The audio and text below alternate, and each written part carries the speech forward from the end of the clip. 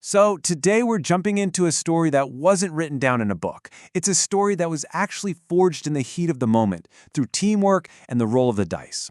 It's a dark tale about monsters just trying to make it in a world that, frankly, wants them dead. And it all kicks off with this really creepy moment. Not a big explosion, not a scream, but silence. One of the characters, Sharp, just stops and asks if anyone hears that. And the answer is no. They hear nothing. No bugs, no wind, no distant traffic. Just dead, unnatural quiet. It's in that quiet, on the edge of a Louisiana swamp, that we first meet them. You see, what we're looking at here is what's called an emergent narrative. It's a fancy way of saying nobody wrote this story ahead of time. It just happened. It grew out of the choices people made, the chances they took, and yeah, the random luck of the dice. And what came out of it was this incredibly powerful story about what it means to be a monster, the fierce loyalty that binds them, and the absolute devastation of loss. All right, so who are these protagonists? Well, they're a pack of nomadic vampires, and they belong to this terrifying sect called the Sabbat. They've completely left their old lives behind. Who they were before doesn't matter. The only thing that defines them now is what they do. And what they do is almost always fast, violent, and incredibly effective. To really get this pack, you gotta understand this Sabbat.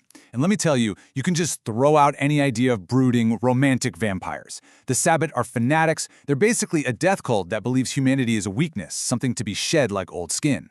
They see themselves as soldiers in a secret holy war, and they believe the only way to win is to become the biggest, baddest monster out there.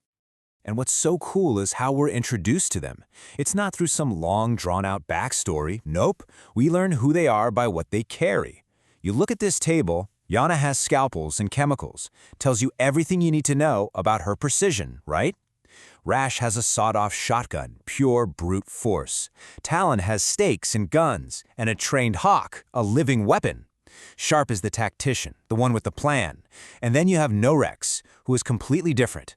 Their tools aren't physical, they're visions. They literally see the world in a way no one else can. At one point, the players actually came up with a sort of motto for their group, and it is just perfect. 3 words. Evil, violent, espionage. I mean, that says it all, doesn't it? This isn't just mindless killing. It's targeted. It's calculated. They're basically spies and assassins fighting a shadow war. So, with that mission in mind, the pack gets its first big test. They have to infiltrate the old state capital in Baton Rouge. It looks like some kind of Gothic castle, and they're going in to hunt an enemy. But they have absolutely no idea what's really waiting for them inside. So they get inside this grand, echoey building, and it's not some snarling beast that greets them. It's the sound of high heels clicking on the marble floor. A young woman walks up with this big, friendly smile, but for the pack, every single one of their supernatural senses is just screaming danger. Talon even notices she smells both dead and alive. Super creepy. And this moment right here, this tells you exactly how this pack solves problems. Kimberly is all polite, "Hi, I'm Kimberly, can I help you?" And Yana's immediate response, without even a word, is to pull out a spray bottle of chloroform. There's no negotiation, no hesitation, just direct, overwhelming action. So while this physical fight is kicking off, something else is happening to Norex. They get completely yanked out of reality and into one of their visions. A bizarre, alien world of shifting darkness and floating city streets. It's this wild reminder that in their world, the threats aren't just claws and fangs. The danger to your own sanity is just as real. We've seen how this pack operates with brutal efficiency, but what's really driving them? Well, a little while later, we find out. The pack ends up on top of a ruined casino for a Sabbat ritual, and this is a huge moment. This is where their whole violent philosophy gets carved in stone. A Sabbat priest named Emmanuel shows up, and he doesn't shout. His voice just appears inside all of their heads. He gives this chilling sermon, basically saying they're going to take this symbol of human failure and decadence and turn it into their own personal training ground for war. And this is where it gets really twisted, and honestly, kind of brilliant. Emmanuel takes all the classic vampire weaknesses, the holy curses, and flips them into strengths. The angelic fire that should burn them, he says, nope, that's our forge. The sun that should kill them, he calls it pitiful, and points to the broken roof. And being undead, he calls that a blessing, a promise that they will always win. It's some seriously powerful, messed up propaganda. The whole sermon ends with this intense sacrament. Every member of the pack cuts their own wrist and bleeds into a shared chalice. And when they drink from it, it's more than just a ritual. It's a literal blood pact, binding them together, body and soul, for this holy war. So, the pack is unified, they're on this spiritual high, totally committed to the cause. But you know how these stories go. For every peak, there's a valley. And the fall that's coming for this pack, it's going to be sudden, it's going to be brutal, and it's going to change everything. The moment it all goes wrong happens inside an animal research lab. Alarms are blaring, it's total chaos. And then, from a dark hallway, comes this sound. It's not a growl, not a roar, just a weird huffing noise.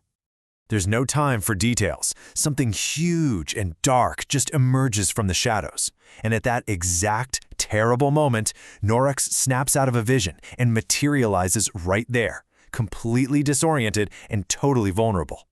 And then, it's over.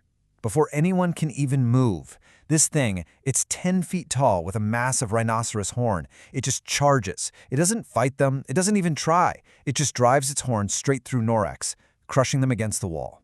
And in one awful second, a core member of their pack is just gone. This quote from the player who played Yana just captures the shock of it all perfectly. It wasn't a fight. It was an execution. Yana just skids to a stop because she realizes there's absolutely nothing she can do.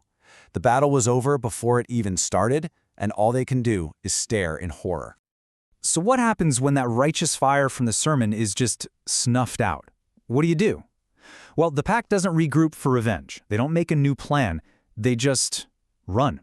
All that holy warrior stuff is gone. Now they're just broken survivors, fleeing east. Losing Norexia completely shatters their purpose.